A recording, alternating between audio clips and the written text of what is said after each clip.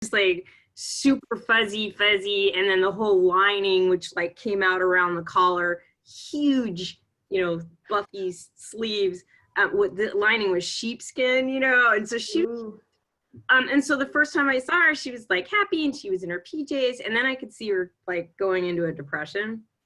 And she was still like, she's like, sitting like this, and like she's still wrapped in this thing. And so after listening to you guys, I was like, because I'm all about like I could wear like, nothing and be like totally fine at home, right? Like I wouldn't, and I don't do that.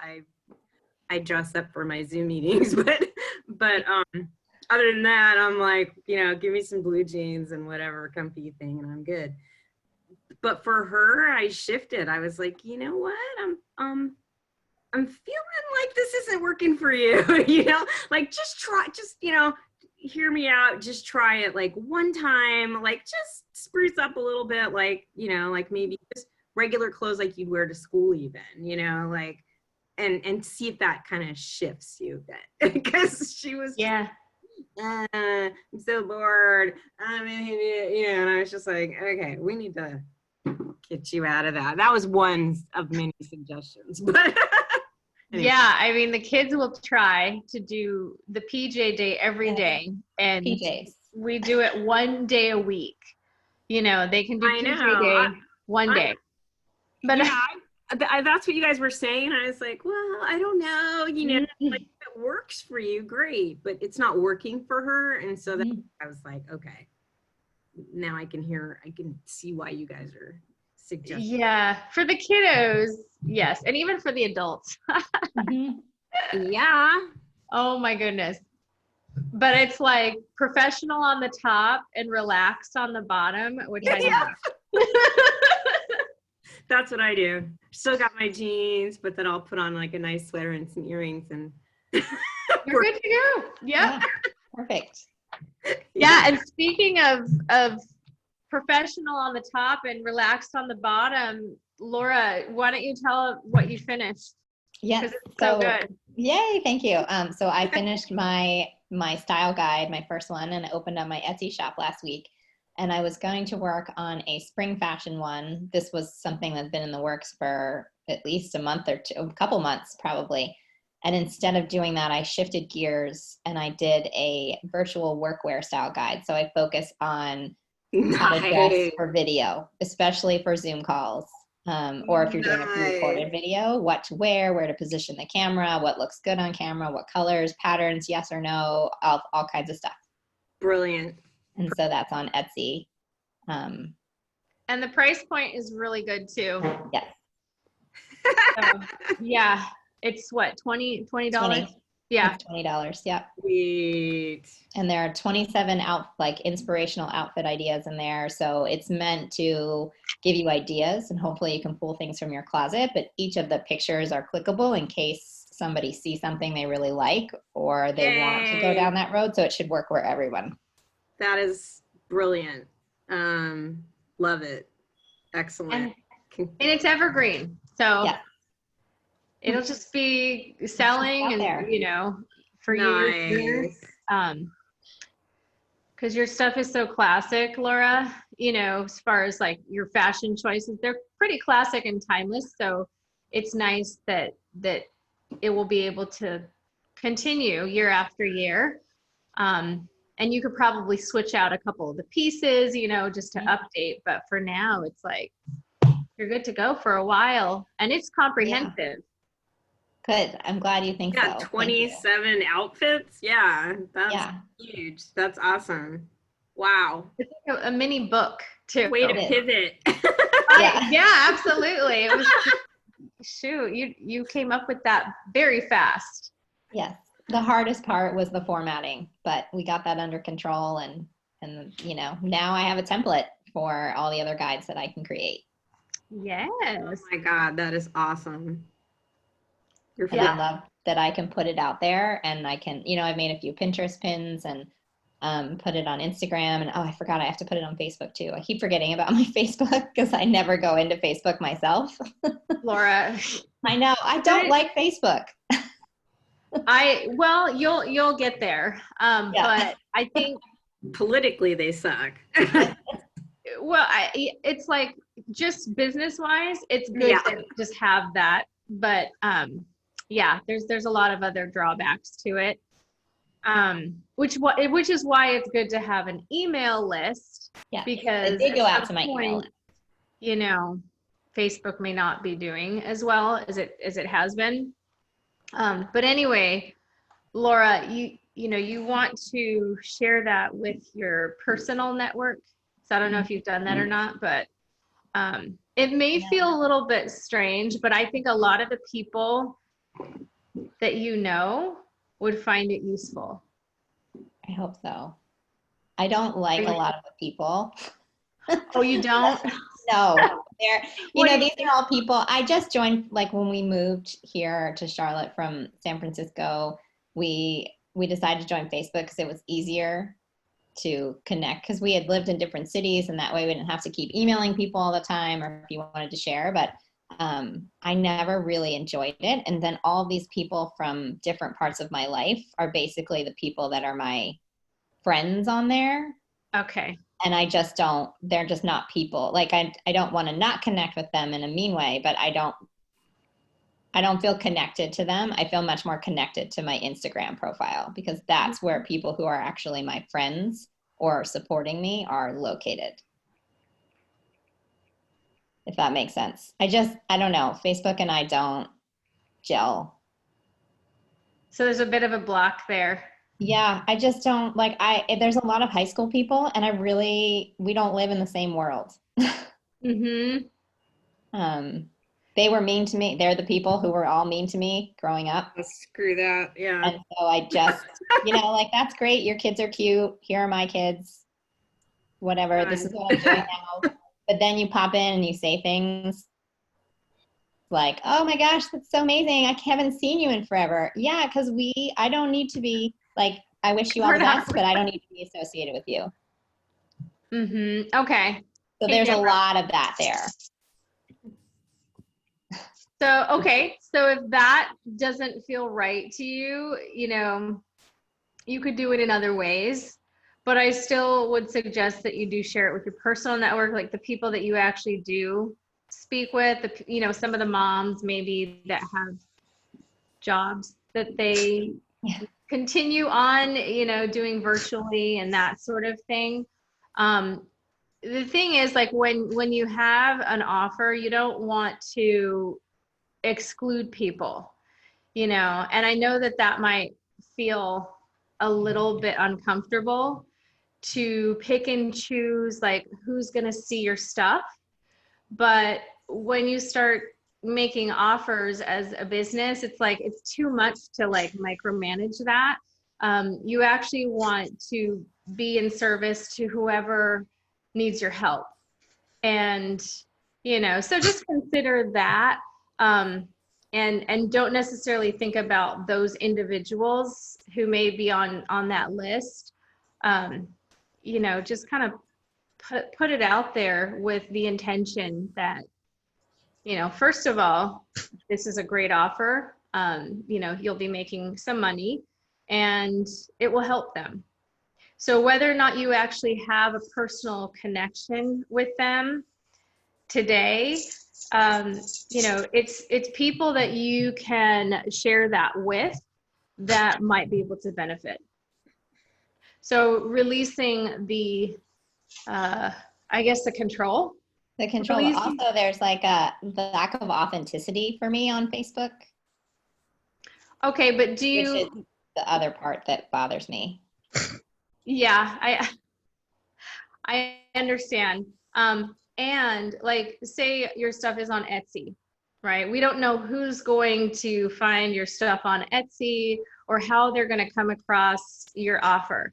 But the more eyeballs that are on it, the more chances you have of people becoming aware of it and buying it, sharing it, that sort of thing. Because some of the people that, sign up for some of the things that I put out there, it's like they know me, but I don't know them, and it's like, I have no idea where they're coming from.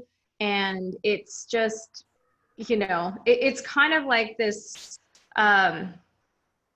it's just an unexpected place to be in, where you just release that control and you allow the people who need you or who find you interesting, or, you know, whatever you put out there piques their interest at that time because of whatever they're going on, you know, going through in their lives. We never know what that is. So even if there is someone, say, on your friends list in Facebook that you don't really feel that connected to, or, you know, maybe you didn't even like them and they're on your friends list, you're like, why did I accept them as a friend? You know, like all those different scenarios. You know, for example, if you were to share this, you know, say from your business page, you could share from your business page to your personal page. And I mean, just put it out there. Like that would be a stretch for you, just to release the control, because I think there are a lot of people on there that would be interested in what you're doing. I already know that they are, because I've seen, you know, just different things here and there. So I think part of that, you know, is leftover of those stories. And I know how much authenticity means to you, you know, but putting out something that you would stand behind 100%, which is, you know, this virtual style guide, it's excellent. You know, like you can stand behind that. And, you know, I remember when you were kind of coming out to your people, you know, like, this is what I do. And that was a huge step for you. And so this is kind of another big step, because you actually have something that people can pay you for. It's a great offer because it is low cost. Mm-hmm. They're getting a product that they can look at on their own time. There's a lot of information there, and it really showcases what you can do and who you are now. You know, they may not know you as Laura, the personal stylist. You know, they know you as Laura, the accountant, or Laura, my high school buddy, or something, you know, like that. Mm-hmm. Allow people to see who you are today and be authentic in that way, and just see what happens. You know, you can kind of make it an experiment just to kind of play, you know, just put it out there. Like what would you have to lose putting something out there? What would I totally get, Laura, why, and I why you don't want, I mean, and I think it's actually appropriate. I'm not disagreeing with Karen, but I'm gonna find a way to set what you are probably gonna, I think you're predicting something that is going to happen when you're on Facebook. Your friends are going to be like, oh, and how's your family? And what are you doing? And da-da-da-da. And I want to share it, right? And so you just need a reaction to that. Just be like, you know what? I am like up to my earballs. You know, things are great. Like, just don't, you know, you decide what you want to let out and what you don't. That's not why you're on there. That's not what you're doing. And so you have the right to just be like, you know, like, this is what I'm offering. This is what I'm willing to discuss. And the rest of it, like, I'm sorry, I'm just too busy. It's just private. Yeah. Yeah. Mm-hmm. Yeah, so I like that. You're just in sales and, you know, and assistance, and you're in business mode. You're not interested in personal interactions with these asswipes. Like, yeah, they don't. Yeah. They deserve it, and you don't. I get it. Like, I don't think you have to compromise, is my point. I think, and you don't have to hide. You can, right, and it's not me being inauthentic by engaging them. Yeah. You're authentically engaging them. Oh. You're not pretending that you're going to be their friend so that they'll buy something. You're being really clear that this is what I'm doing. If you're interested, great, I'll talk about that. I really have a lot of time to, you know, chit chat about my personal life. Nor yours. You know, it's kind of implied. This is a business transaction to have it. I'm here for business. So there's that fine line, you know, it's like the business part, and then there's the personal part. And because, Laura, you are so personable in your tone as you speak to people, even as you write your emails, like your blog posts are very personable. You know, you can keep that tone. Like say you share that from your business page. You always want to share from your business page, because if you were to post that link on your personal profile, you'd probably get flagged.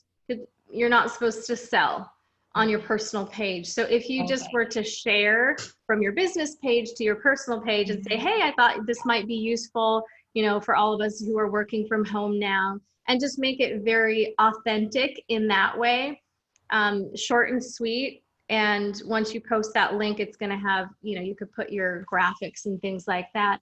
And yeah, like Lisa said, it just keep it very cordial, business-like. If people are like, oh, hey, Laura, how you doing? Oh, fine, great, thank you. You know, great to hear from you. But that's about it. And I think energetically, you can close down some of those connections with a brief response. And people they'll get that, you know. Okay. Or they won't, doesn't matter. Right. They won't. Yeah, Exactly. there's always that possibility. You don't need to respond if they, you know, reach out with personal, you know, if they keep digging, you don't have to answer. Right.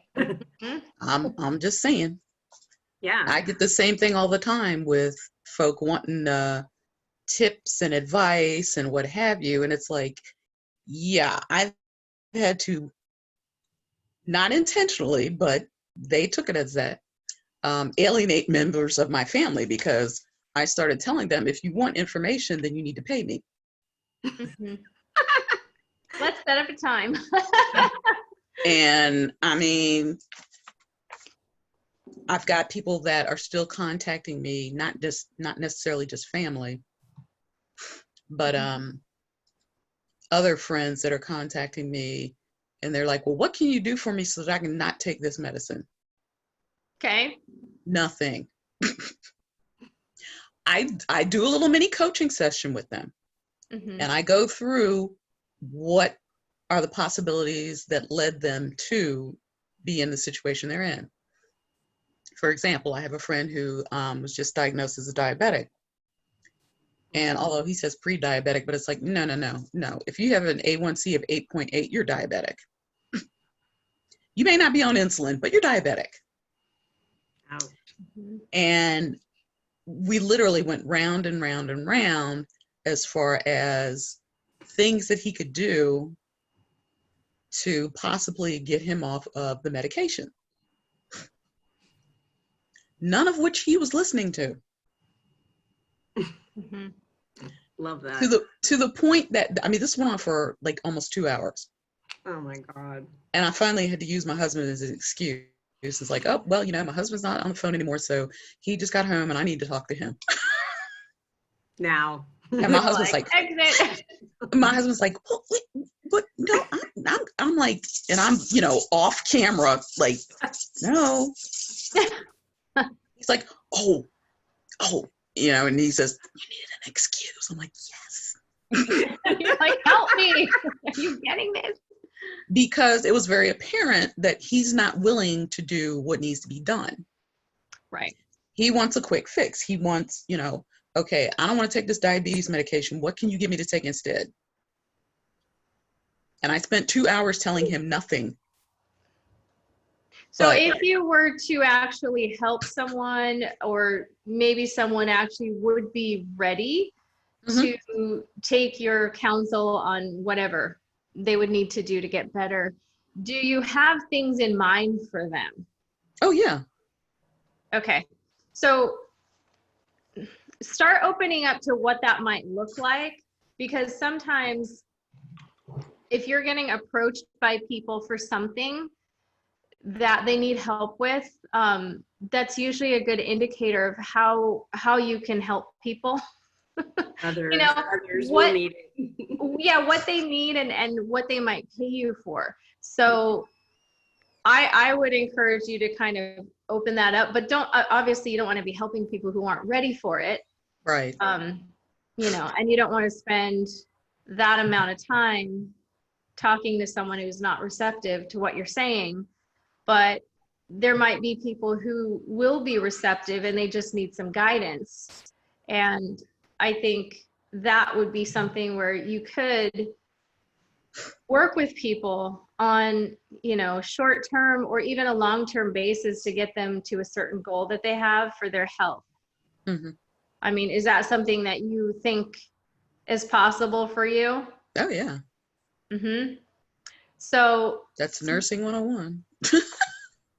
So looking at like what that might look like logistically for you, because it would be more than a conversation. Mm-hmm. You know, it would require follow-up. It would require some support, guidance, maybe on supplements, food choices, things like that. And, you know, you could even implement some of the healing work that you do. You mentioned that you're kind of opening up more to that intuitive side of yourself. So, yeah, I mean, you have like a whole package within yourself.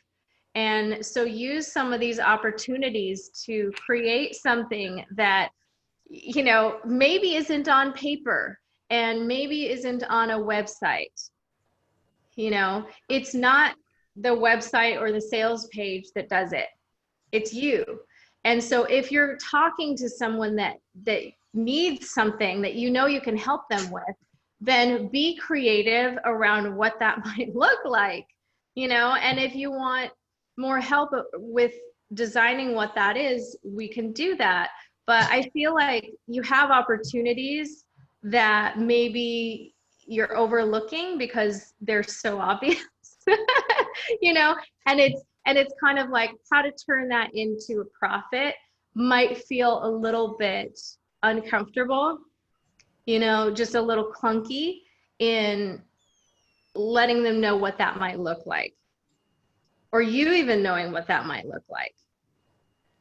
You know, would you see, how many times a month would you see them? For how long? How would you meet? What is their goal? Based on that, how long would it take? Would it take 3 months? Would it take 6 months? So you'll want to kind of think of those things as you communicate with these people, because intuitively, you're going to be able to know how long it will take approximately. I mean, just have some ballpark idea to start them with. And, you know, you can make it a simple offer. You've got PayPal. Yeah. You've got Stripe. Yeah. Or, yeah. So it's like you don't need much more than that, because you already have the credentials to speak for you. You know, people already know really who you are, what you do. So now it's more of like zeroing in on what the individual's needs are. That's definitely a way you could help. Okay. Yeah. Okay. Lisa, do you have anything that's kind of top of mind, or do you guys have any other things you want to share or celebrate or ask about? I would like to get feedback on my my course, my online course that I'm developing. Yes. Okay. Your 6-week. Okay. So I've just, you know, roughed it out how I'm going to break it down. Mm-hmm. So this is for dementia care. Module 1 is a new normal. I like that. And that's looking at focusing on, you know, accepting the diagnosis, what to expect. Tagline for the book I'm going to be writing: get a freaking notebook. Establish a routine. So that's module 1. Okay. Module 2, first actions, legal. Nice. And so that's looking at all the legal ramifications in terms of powers of attorney, wills, advance directives, all of that. Great. Module 3, and I don't know why I did this, but I just started calling them first actions. I don't know why. Module 3, first action, safety. So the things that you need to be aware of, you know, the possibilities that you don't think will happen, like wandering. Yeah. You know, we had that with my grandmother. You know, she was missing for 24 hours. Yeah. I found my grandpa in the parking lot of the facility. He was in his wheelchair wheeling himself out. And I'm like, what on earth? Like, he's like, I'm getting out of here. Karen, let's go. Like, they're trying to, but he was so paranoid. He didn't know what was going on, but it was a safety issue. You know, it was just like, oh my God. So yeah. Well, this is when we still had my grandmother at home, and my uncle decided that he was going to go run some errands and left her at home. And she decided that she was going to go back to her house. Oh no. In Georgetown, where she hadn't lived in probably 60 years. Oh my. Mm. Yeah, that was fun. And it was Christmas Eve too. But anyway, so, you know, her angels looked out for her. She was dressed up like she was going to church. She stayed all night at the bus stop. No one bothered her. And luckily, the daughter of a family that was driving past like at 11 o'clock at night noticed her and said, you know, I wonder what that little lady's doing all dressed up this late at the bus stop.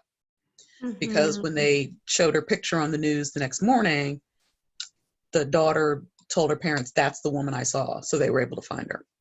Oh, jeez. So, you know, stuff that you think is not going to happen. Right. You know, wandering, falling. Oh my God, that's probably the biggest one. Just a lot of safety issues in terms of how to cope with those issues. So that's module 3. Great. These are Module 4, action guides, communication. And that is basically getting people to understand that you're going to have to communicate differently with your loved one as the disease advances. What was that one called? Action guides, communication. And then I'm sorry, what did you say it meant? Or what it's about? Learning a new way to communicate with your loved one with dementia. Okay. Yeah. You know, you're going to have to phrase things differently. A lot of times they will take things literally, you know, and there may be times when they can't communicate. So, you know, you might have to get like a communication board or something. You know, they might be able to think what they want to say, but they can't say it. So those are the types of things in that part. Sounds great. This is amazing. These are module. What? So these are so strong. They're so awesome. I'm blown away. Not that I didn't. Thank you. You know, these are great. I love them. Module 5, action guides, self-care. Because you gotta have that. Yep. It's so easy to get wrapped up in doing everything for the person with dementia. Yep. And a lot of people feel guilty when they take care of themselves. And it's like, you know, you got to. So this is where I tell parents about the, you know, the comment in the airlines, you know, that when you hit turbulence, you know, because it's totally counterintuitive, you know, before you put the mask on the child sitting next to you, you better put it on yourself. Because if you're not breathing and you're passed out, how are you going to be able to, right? So that usually gets them back to like, oh yeah, I guess I do need to like take care of myself. Like, yeah, you do. They need you to. For them. Yeah. Totally. Yeah. That's true, but it's really hard to get across to someone who's caring for loved one with dementia, especially as the disease progresses, because they're thinking, you know, they need me all the time. What am I going to do? I don't have anybody else to help. And there are resources for respite care. That's what I was going to ask. Excellent. Yeah. Oh, yeah. Yeah. You can't do this alone. You're going to go down with them. Exactly. Help anyone. Yeah. Great. One of the women that was in my support group, she, her husband had Lewy body dementia, which is like, that's horrible. That is probably the worst type of dementia you can have. What is it? I never heard of it. Lewy body dementia, Lewy.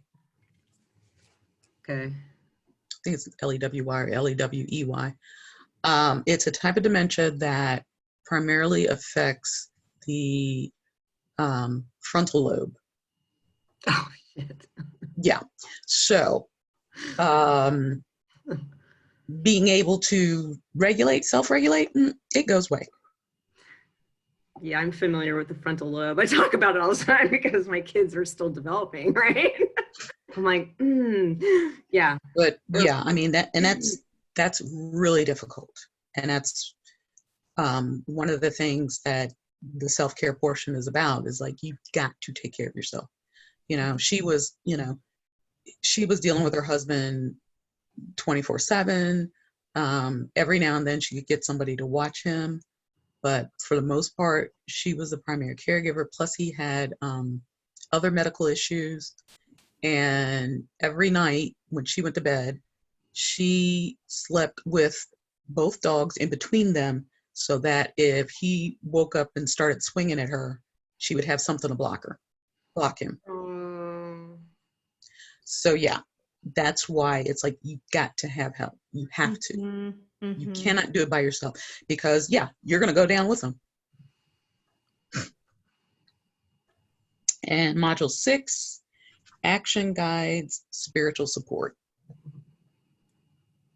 Nice. I'm not espousing any specific religion or what have you, faith. Mm-hmm. I'm just saying that you need something. You need that community. You need that community. You need that support. You need to find whatever, that spiritual concept is to you. You need to be able to tap into it and use it and activate it. Mm-hmm. So, people ask me, it's like, well, you're Christian, so that means, I'm like, no, it doesn't. So I have 2 godchildren that were raised Buddhist. Their mother named me as their godmother because she knew that if something happened and I ended up with the kids, she knew I would teach them about Christianity, but she also knew I would make sure that they were following through with their Buddhist training. And some people don't believe, some people are like, oh, that's so wrong. You're a Christian, you're not supposed to do that. I'm like, no, I'm a godmother. I'm supposed to do what's best for them. They can make up their mind when they turn 18. What about emotional support? And then those who might get turned off by the word spiritual because that's what. Okay. Emotional support? Okay. And then you can bring in, spirituality is one avenue of emotional support. Because we don't really care where they get it from, right? As long as they're getting support. Okay. I have had conversations because as a therapist, that's kind of an edge sometimes for people. But in cases where I have someone who's passed over, it comes up, right? And so I make sure to ask parents before I talk about it with their child, like, what is your understanding, right? Because I have my own, and I sure as hell cannot project that onto them. So I think it's important, and we need to talk about it. What do you think when your child, when somebody dies, what are you going to tell your child happens to them? Can they, and I try to get to them to a place where they can acknowledge, because some won't. Some are just like, well, they're in the dirt and it's done, we'll put them in a box, or they're in the dirt and it's done. And I was like, okay, you have a right to believe that. But I want you to know that that's probably the hardest thing that you could do for a kid, is just, that's it, we're done, because that's the part that's so painful about it when somebody passes.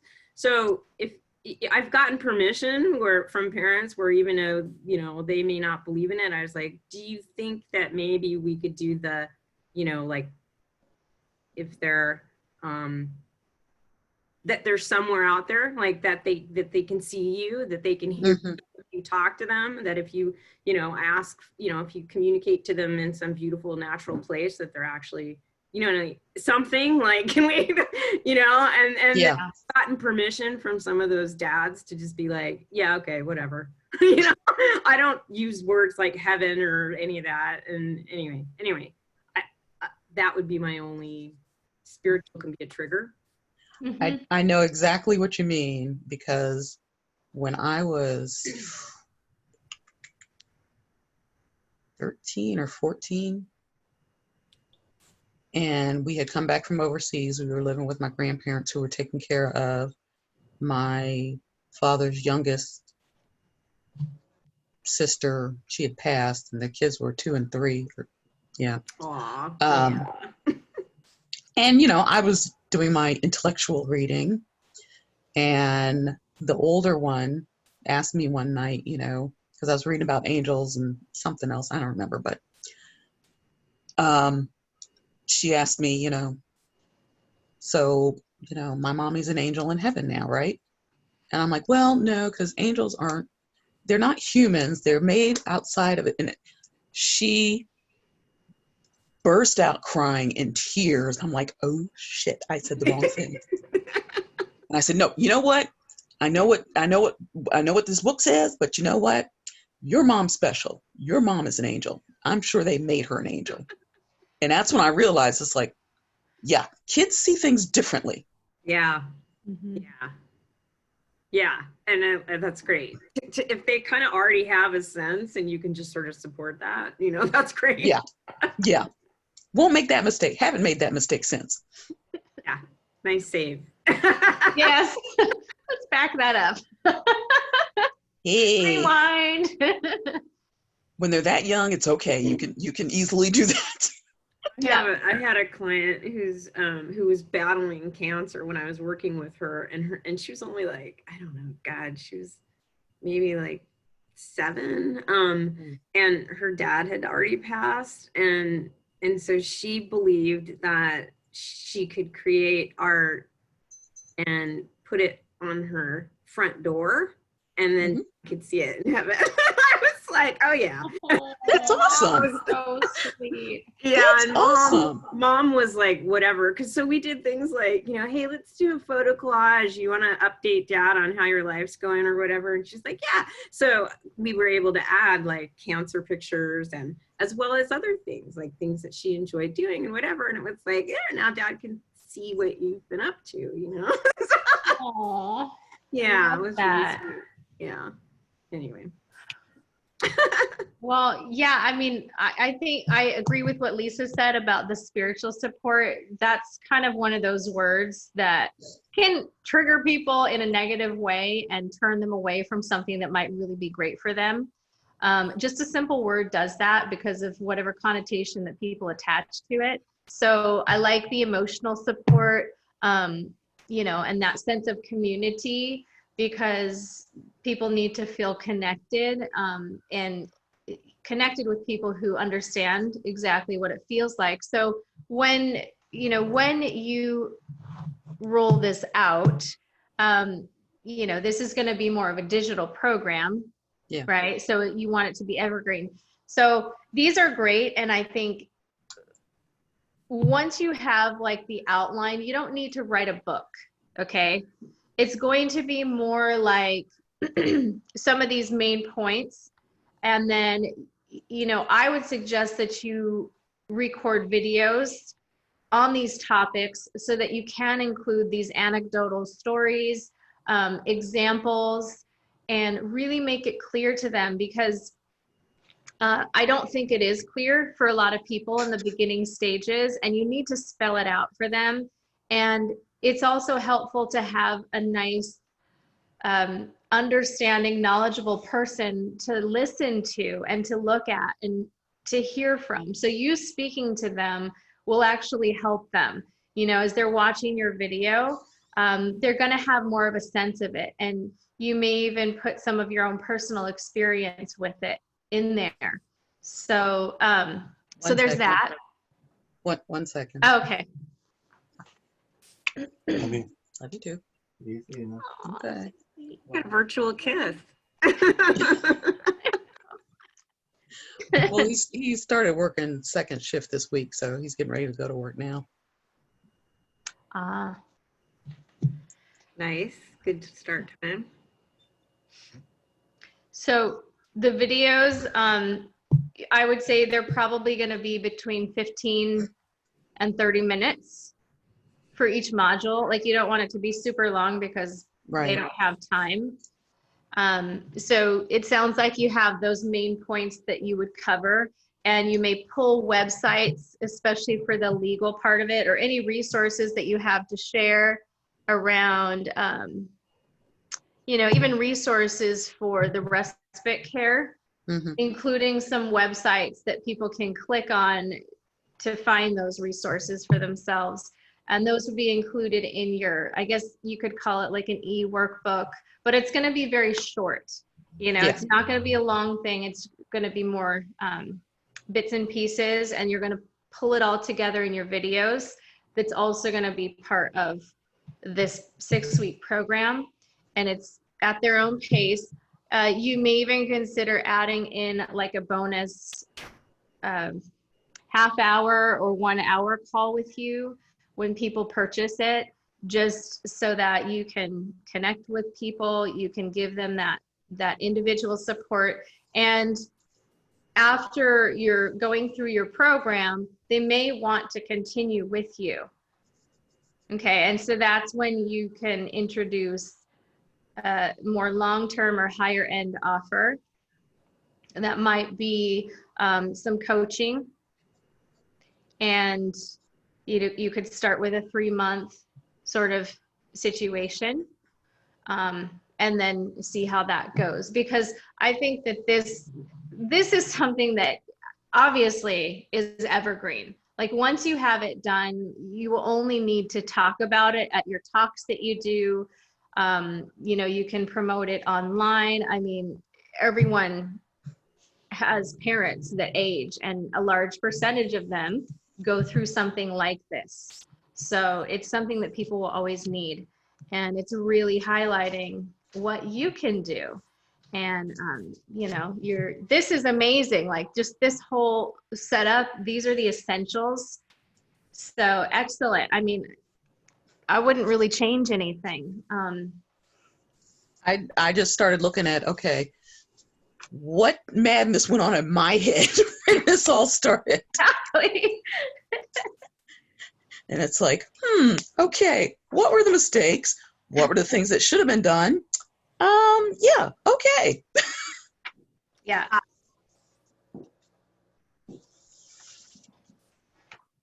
So this is good. Are you starting to type out what some of these modules would include in a little more detailed way?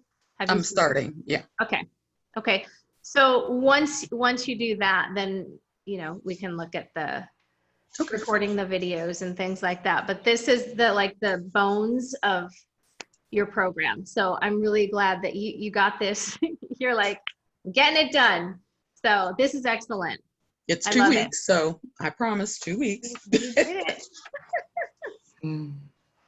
Awesome, Deborah.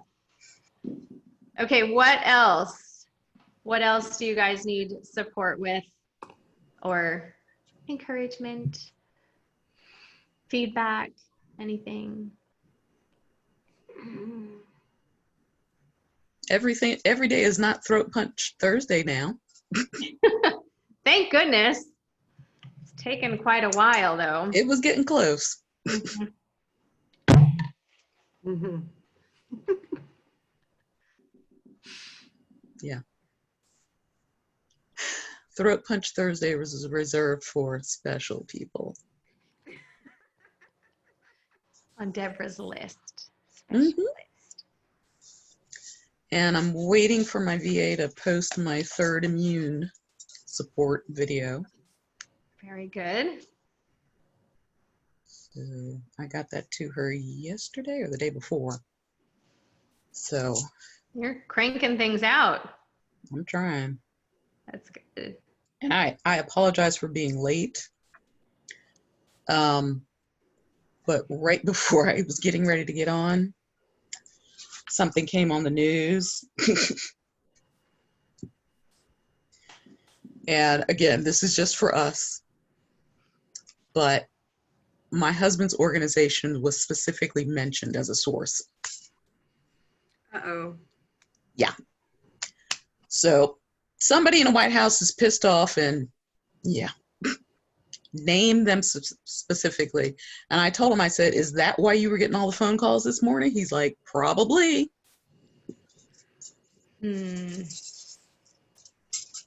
So yeah, they got outed this morning. Ouch. Yikes. So I don't know. I think that's why he's going into work a little early. Hopefully get some things ironed out a little bit. It's Well, the thing is, someone else mentioned them as a source, and that's the problem. I mean, specifically mentioned them by name. And I'm like, what a nightmare. What can you do, Just makes their job harder.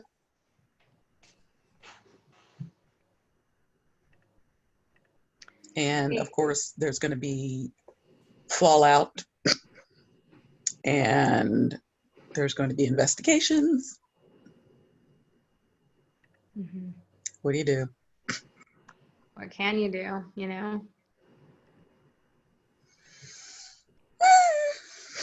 Okay. What do you guys want to do with this last 10 minutes? What is Oh, we got my mother a GrandPad. a what? GrandPad. What is that? It's like a little tablet that Consumer Cellular does. It's like so you could video chat. Oh. Because she was going stir crazy. Yeah. And we talked about it last week. And I talked about it with my brother and sister-in-law. My brother didn't want to get it. My sister-in-law and I overrode him. So he got voted out. And we ordered it, and she got it Friday, I think. My brother picked it up. He set it up over the weekend. And she's been calling me every night now. Oh, that's good. What is it called, that thing you got her? GrandPad, one word. Cute. I just thought of also back to the last one, instead of emotional support, you could also put caregiver support, which is even more specific. It's like, I don't care what support you're getting, or you can leave it at emotional. That's fine. Or community support, or in that. But the support is more than just community, right? Like, it's personal stuff that you can do for yourself. Well, but that's in the self-care module. Oh, you have a self-care module? Yeah. That's 5. That's 5. Oh, right. Okay, never mind. Emotional. Perfect. Sorry, I blanked on that. I have it written down. I just wasn't looking at it. Okay, you're done. You're good. I'll sum it up. Well, but I think I will change it to community support because I think it's more palatable. Okay.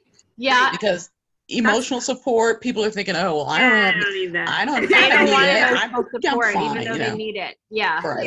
Yeah. They'll be like, I don't need that.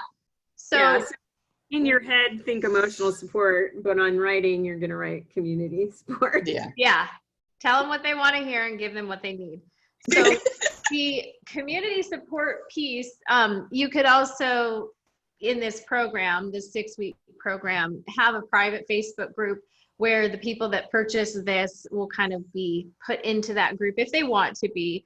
And that would be part of the community support, that sort of thing. But Karen, if this is evergreen, she could have somebody wanting to do this 5 years from now, and that stuff won't exist. Like, she may or may not have her Facebook group still, or she may or may not, the contact information might be different, or, What? Yeah, but that's a little well, I mean, See, that's a That's tweak. a tweak.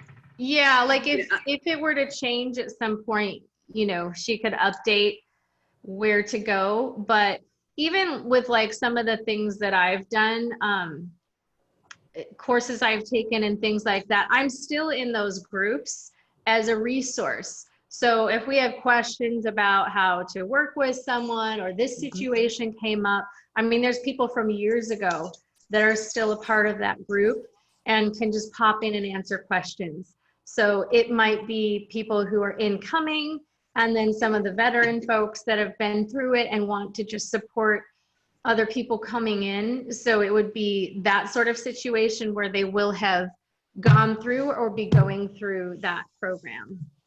And Okay, if- so when you create an evergreen, you also have a group. So if you are choosing to have a group, which makes sense, you keep it like ongoing. Yeah. Yeah.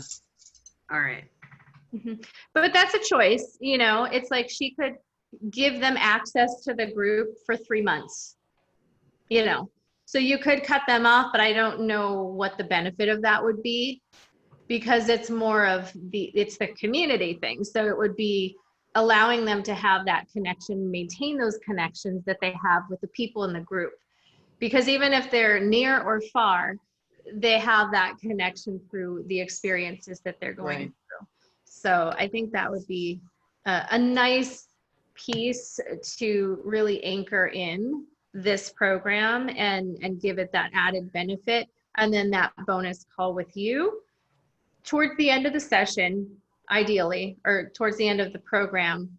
And that would lead into an offer that's a little bit more substantial if they want to. Like there's no pressure. It's just kind of if someone is realizing that they need more support and guidance one-on-one, then you absolutely do that. It could be once a month, twice a month, 3 times a month, once a week, you know. And that would be a way for you to upsell from this other program, because this 6-week program will probably be, you know, it could be anywhere from, you know, 97 to 300, you know, I would say 300-400 at the most. I think I want to keep it, you know, small initially. Oh, yeah, you absolutely can. And it would still be, you know, it's going to be evergreen. So, and if at some point you want to, you can always bump up the price. I still have a question about the group. Yeah. It's a new concept for me, and Okay. I'm probably going to be doing an evergreen, so that's why I'm asking. The reason I was asking was because it impacts me. If I, you know, like if I'm the one doing this group, then I have to be willing to continue. I see this like how many different things am I going to be involved with at one time? You know, that's concerning to me if I'm just like putting shit out there. And although I don't plan on doing a ton of it evergreen, so If it's just, maybe it won't be an issue. I don't know. do you have a specific question about that part? Like, So the question was, the question is about this, keeping this ongoing group thing that's attached to this evergreen, even though the evergreen can be out there forever. I don't know. It feels, that would be I'm not sure that makes sense because I don't know that I'm always going to want to be running that group. okay. So it's the responsibility of running the group. Is that kind of the part you're like, that doesn't sound good to me? I don't want to have to forever. Like that doesn't seem right to them. Like, I don't know how to, you know. Right. So you always have that choice to archive a group, you know, like you would just let them know. But if you want to give them, like, say you have access to this for 6 months, for example, you know, but then you'd have to keep track of who, you know what I mean? And then you'd have to take them out of the group, which you totally could do. But I see what you're saying about if it's something that's ongoing, it's your group, right? Because it's your course. Right. The thing is, most of the stuff is typically self-generated, you know? So if there's something that somebody wants to share or they have a question that they need help with, you absolutely can step in and answer. But I think that it's more helpful, more valuable when the colleagues answer, you know? So there's that part of it where at some point you wouldn't need to do all that much. It's not like running a course. She's not going to be covering, okay, this week we're doing a new normal. This week, you know, it's like they might be in different places, but whatever place they're in, there's probably going to be someone that can answer their question, if not Deborah. Cool. Okay. Yeah. Okay. And you just bounce in and out when you feel like it, or? Mm-hmm. Or whenever someone posts and you get that notification, you can always look at it and respond. But, you know, even the groups that I'm in, I know Deborah, you're in some groups, and Laura, maybe you too, where it's like people just post stuff that they have questions about or they want to share. And the person who is like the leader of the group is not always commenting. Mm-hmm. You know, they just own that group. And it's more of a community that they oversee, but sometimes they have moderators that are not them, that they hire to moderate a group. Yeah. That's something a VA can do. Yep. Totally. Moderate the group? Yep. Mm-hmm. What if they don't have any knowledge about the topic? They would need, it would be helpful if they had some sort VA of, has no knowledge of my current topic. Right. But the thing is, they can access the group and see what types of questions are being asked that folk are not getting answers to, and then refer that back to you. They can flag me on. There's this Yeah. thing going on that maybe they could use your help with. yep. Okay. Yeah, and they can also invite people to the group, you know, and do that kind of logistical stuff. Oh. But you know, when you're starting, honestly, you're just gonna do this manually, you know? Yeah. So, but I think giving them access to that group right in the beginning would be a good thing. You The know? VA. No, I was talking about Deborah. Oh. If she were to do this group, when she sells the program, as soon as they buy, you would invite them into that group and start that. But I think the program sounds excellent. Yeah. Yeah. Just filling in the blanks, you know, filling in those gaps, and then you can start recording those videos. Yeah. And then you'll have it all ready to go. This is essentially the stuff that I wish somebody had done before I got all up in it. Yeah. That's right. But you're the person to do it now, you know? Yeah. I mean, that's why I wrote the first book that I wrote, Mhm. which was, 7 questions you must ask when hospitalized, from a nurse who's been there and done that. Yep. Yeah, there's no one better to write this course. There were questions that I would get all the time from patients or patients' families. And I'm like, you know what? Somebody should write a book about this. Oh, yeah, maybe me. Yep. That's right. So this is going to be a much more practical guide for people. It's different from a book in that you are laying everything out for them with specifics, with ways for them to take action. And that is more helpful and it's more profitable than a book. Yeah. You know, at some point you can write your book or you can promote your book, whatever you want to do. But this is something that is more profitable, you know. So I'm glad you're doing it. I do have one question. So it's supposed to be 1 module per week.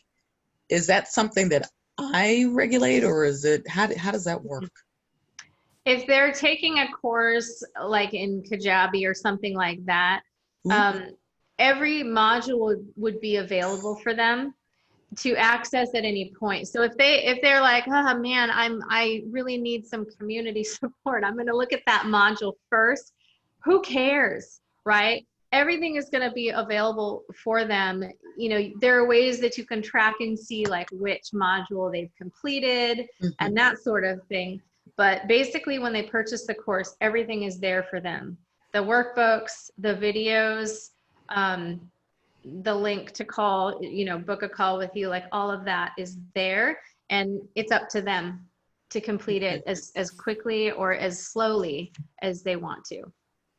What was the platform that you mentioned? Because I've never heard of that. Oh, Kajabi. It's Kajabi. Kajabi.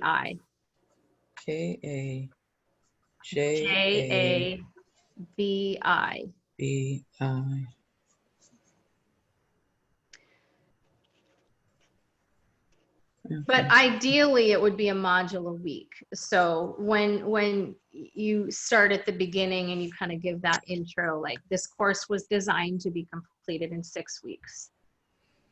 You know, each week I'm going to introduce a new module, like that sort of thing. But obviously, since it is online, they can do it at their convenience. And you can let them know that too. Okay. Okay. Thank you. This has been You're very welcome. helpful from Good. everyone. Good, I'm glad. Laura, you've been kind of quiet. Is everything okay with you? Yeah, it's just been one of those days where we're just spinning around as a household. So it's fine. Okay. Yeah, I know how that is. It's technically spring break Yeah, for my kids, and it's kind of like, can you go upstairs? right. Like, people are running around everywhere. My husband's trying to be on the phone. I'm doing this. Like, it's been like that since this morning when we got up. Everybody's just trying to do 30 things at once, and it's chaos. And these are my clothes that I go for a walk in, and I never made it out to go for a walk, which is usually something I prioritize. That does not go by the wayside. And, you know, I was having trouble uploading pictures to my website, and then something else happened, and everything is fine. You know, it's all fine. It's just frustrating stuff, and it just feels like there's a lot of energy spinning around in here. So I'll get this age out. Yep. And then do some physical activity. Yeah. Yeah. I have to tell you, I have asked if the company that did the anxiety die, if they're going to bring them back. I'm waiting for an answer because God knows we need it. But for 2 days in a row, I kept rolling Shield. And of course, those were the days when I was like stayed up until 4 o'clock in the morning. Yeah. Finally, 2 nights ago, I was coming to bed in the dark and I forgot that I had it on where I had it on the table. And so I picked up something and I heard something go clunk and I'm like, oh man. So I'm like, okay, well, I'll look in the morning and see what it said. Guess what it said? Shield? Yeah. So yesterday was my, okay, I'm going to take a little slow day. And I'm just kind of, you know, being cognizant of that. But yeah, I'm rolling that dice pretty much every day.